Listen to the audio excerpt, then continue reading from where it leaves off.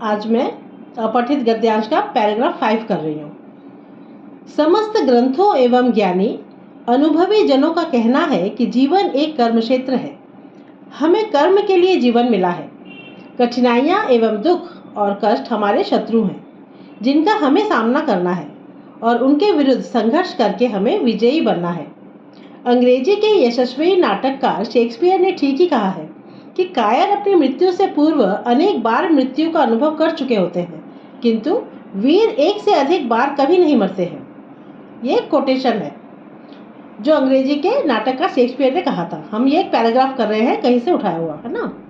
विश्व के प्रायः समस्त महापुरुषों के जीवन वृत्त, अमेरिका के निर्माता जॉर्ज वॉशिंगटन और राष्ट्रपति अब्राहम लिंकन से लेकर भारत के राष्ट्रपिता महात्मा गांधी और भारत के प्रधानमंत्री लाल बहादुर शास्त्री के जीवन चरित्र हमें यह शिक्षा देते हैं कि महानता का रहस्य संघर्षशीलता, अपराजेय व्यक्तित्व है।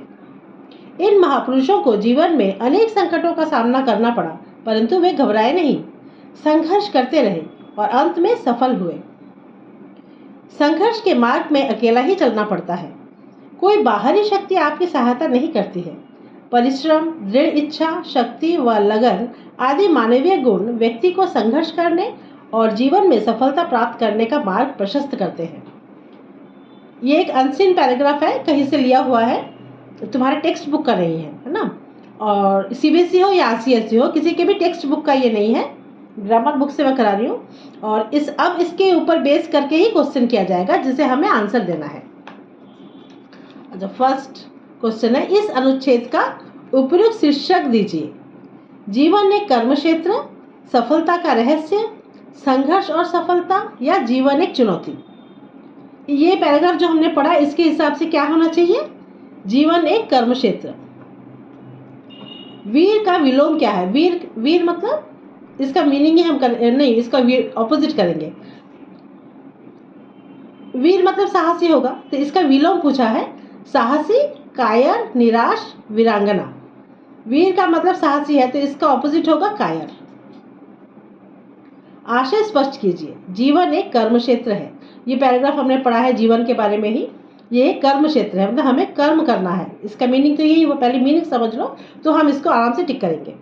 जीवन एक कर्म क्षेत्र है, मतलब जीवन में हमें कर्म करना है। जीवन में संघर्ष ही संघर्ष है। जीवन में हिम्मत चाहिए। जीवन में निरंतर कर्म करना पड़ता है। कर्मों से ही जीवन चलता है। नहीं, ये इसका मीनिंग है जीवन एक कर्म क्षेत्र है, जीवन में निरंतर कर्म करना पड़ता है। ठीक, नेक्स्ट। महापुरुषों ने महानता कैसे प्राप्त की?